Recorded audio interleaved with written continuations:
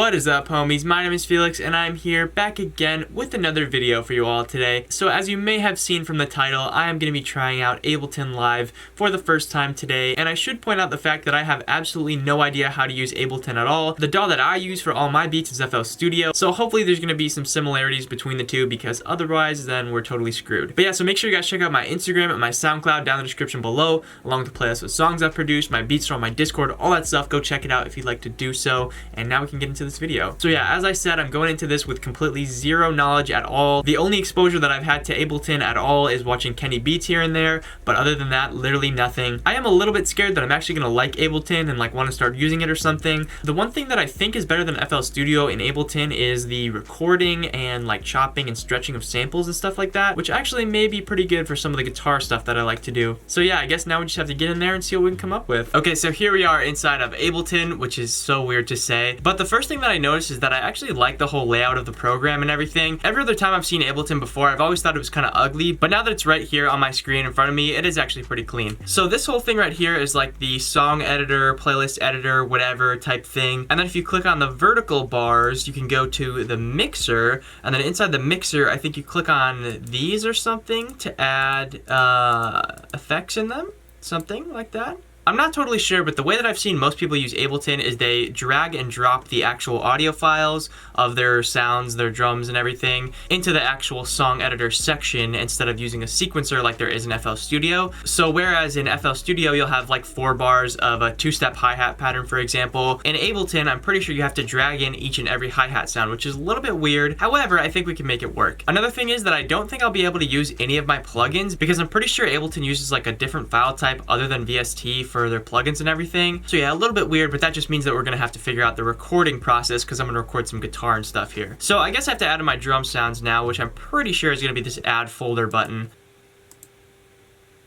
So one thing I'm noticing that I kind of like is that when you click on a sample, it shows that you've already listened to it with this little check mark here. I'm pretty sure that's what that's doing. So I guess I have to just drag this into the audio one, I'm assuming. And then I'm assuming I probably alt click.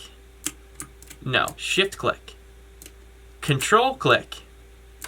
Yeah, there we go. Control click is the one. So now I think if I control click the first one, it does both of them. All right, so the one thing I'm trying to figure out right now is how to just like loop this. So I've noticed that if you click and select in this main area here, and then you hit play, it starts from the beginning of wherever you selected. However though, also if you adjust this little thing right here and drag this to wherever you want, it also starts from wherever the beginning of that is. So I'm not sure what is the difference between doing this and doing this, but at least this seems like the way to start wherever the loop is. Oh, I don't know what I just did. If I adjust the end here,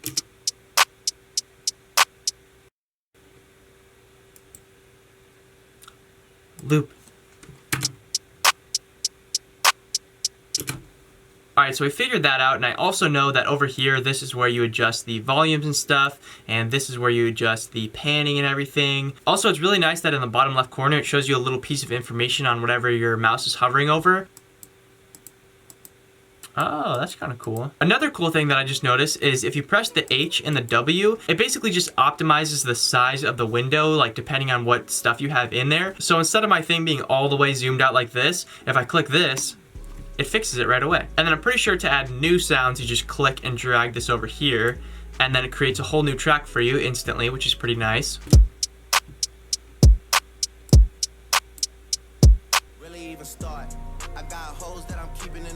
Alright, so this right here is really nice because it's very similar to the way that FL Studio works. So if I select all of the hi-hats right here, and then I hit Alt and then press the arrow key to the side, it moves your hi-hats over just slightly so that it's not like perfectly on the line. So another thing that I want to figure out is how to alternate the volumes of these hi-hats here. So I want to have the first one hitting a little bit louder, and then the second one hitting quieter, and then louder, quieter, louder, quieter. And I think you can click on the sample.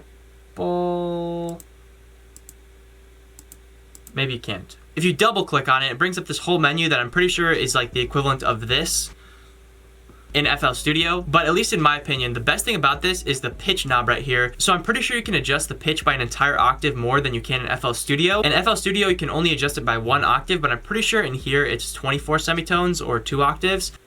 Oh my god. Okay, forget the last thing I said. You can actually adjust it by 3 more octaves in Ableton than you can in FL Studio. If I wanted to, I can take the sample and bring it up by 12 semitones, which is a whole octave, or I can bring it up by 24, which is 2, or 36, or 48. You can literally adjust the pitch by 4 octaves either way, which is totally insane. And this is super nice because I'm pretty sure FL Studio only does 1 octave. So let's say you want to take a sound and pitch it down by like 13 semitones. You literally just can't do that. You have to just pitch it down by an octave and then export it as its own audio file and then pitch it down 1 more semitone, which is way more effort than it needs to be, and I wish FL Studio would add something like this. But anyways, the reason I came here was for the ability to adjust the gain. So I'm just going to turn the gain down on this one a little bit, and then I guess I'm just going to do that with every other one. Kind of inefficient if you ask me, but you know, whatever.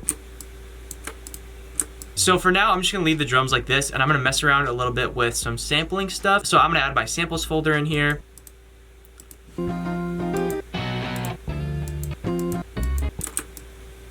Okay, so this is a super nice and super convenient feature that I just discovered. Essentially what I did is I dragged this sample in here, and as you can see, it does not fit at all with the drums. As you can hear, it's way off, but if we click on the sample and then we go into this little tab right here and go to where it says BPM, and then we change the BPM here to what this BPM is, it literally takes your sample and automatically stretches it to whatever your project tempo is, which is totally crazy that it does that, but now it fits perfectly fine.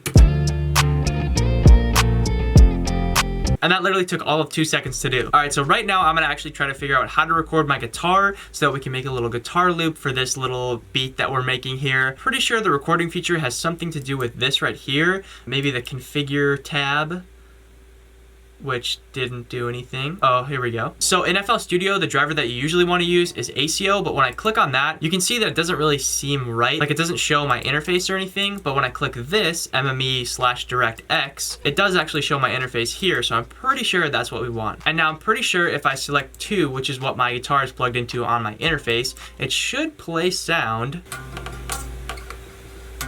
It does not play sound. But I can see right there that when I make noise, it's showing up on this little thing, like the volume is going up every time I play something. So I'm just gonna try to record and see if it works. And I know how to do this because I actually saw Kenny Beats do this. I'm pretty sure you hit this button, this little circle button, and then you hit this little circle button, and then it should count you in.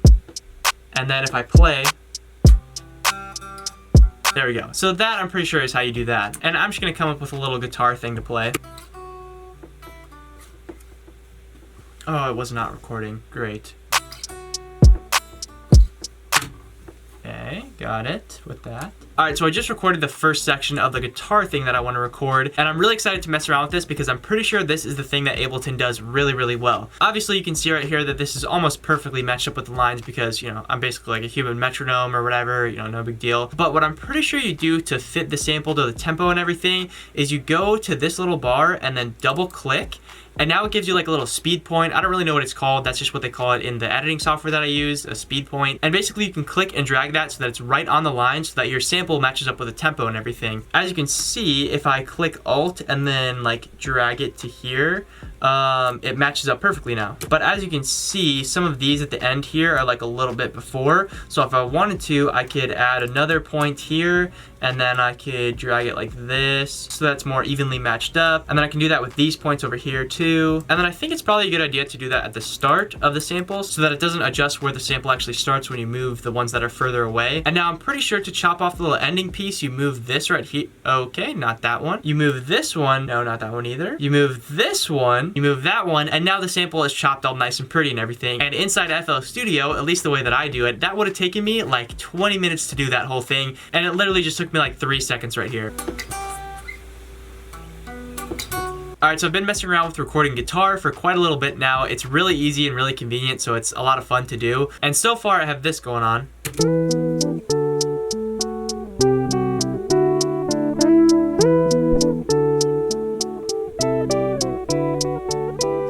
But I'm trying to figure out where there's some sort of cut tool or something like that, because I'm trying to take this section right here, just this piece right here, and move it over to the beginning here. But oh wait. Oh, never mind. Okay, I got it. Oh, the other thing that really drives me crazy is this blue selector marker thing, because I don't really know how it works. Sometimes if I'm like right here, it'll go like behind it, or like if I'm holding control, it like messes up. I think I'm holding control and it's messing up a lot of time because I'm used to doing that in FL Studio, because in FL Studio I kind of just hold control for everything because that's what you do when you like select it. But I guess for this you're not supposed to hold control or whatever. All right, so for the 808, I'm pretty sure what I have to do is use one of these MIDI tracks. So inside the MIDI track, I'm pretty sure you can record it the same kind of way that you can do with the audio. So basically I'm just gonna try to connect my keyboard, and then I'm just gonna see what happens if I hit this little button and then hit record.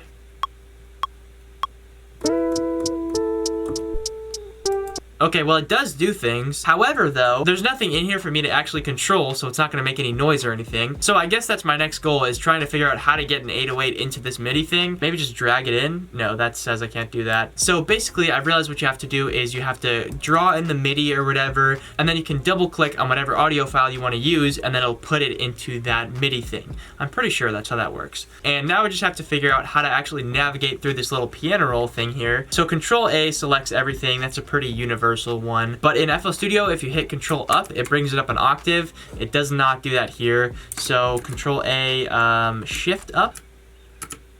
Shift Up is how you do it in here. Okay. Okay, so I just figured out how to do the 808 pattern, and I finally completed it. It sounds like this now. It took me quite a while to do because I had to individually adjust each note in the piano roll thing, and I really don't know how to like scale or resize this window here. I know that you can do this like that, but I don't know how to do it vertically. So I basically just made the best out of what I knew how to do. So now I'm gonna click on these vertical rectangles, which I'm pretty sure is the mixer, and I'm just gonna go to the master and try to put like a soft clip or something on this. So I think there's some plugins inside here. Okay, so the plugins are in audio effects, and I'm gonna just search for Clipper, not Clipper, and then I'm gonna try to look for a limiter maybe too. All right, I could not find a decent limiter, but the little compressor that I have on here is basically doing the same thing anyways. But I think the last thing I want to do before we call it a day here is try to add some effects onto the guitars, because I did record them completely dry with nothing on them, and I want to see if I can get them to sound just like a little bit better maybe.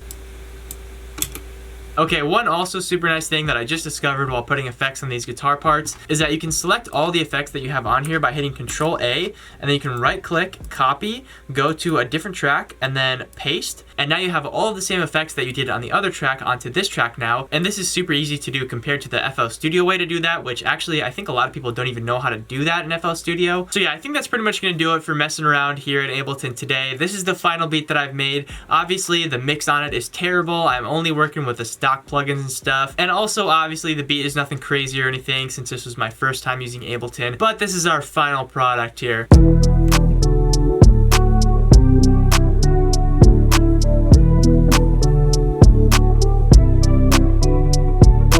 So yeah, like I said, terribly mixed, but I did have a lot of fun making this beat, so that's what matters. So yeah, that is pretty much gonna do it for me in this video here today. I hope you guys enjoyed this one. It actually was a lot of fun to mess around in Ableton today. I really like the way that the whole sample recording thing works. It's super fast and convenient, and in my opinion, the whole recording process is much better than FL Studio. However though, I do still like FL Studio a lot more for making drums and for editing stuff in the piano roll. Doing that kind of stuff in here is a little bit complicated, but that's probably just because I'm pretty unexperienced with the program. But either way, I probably will come back and mess around with Ableton, whether that be in another video or just on my own time, because that whole recording workflow is really cool to me. But yeah, make sure you guys check out my Instagram and my SoundCloud down in the description below, along with the playlist of songs I produced, my beats from my Discord, all that stuff. Go check it out if you'd like to do so, and I will see you guys next time.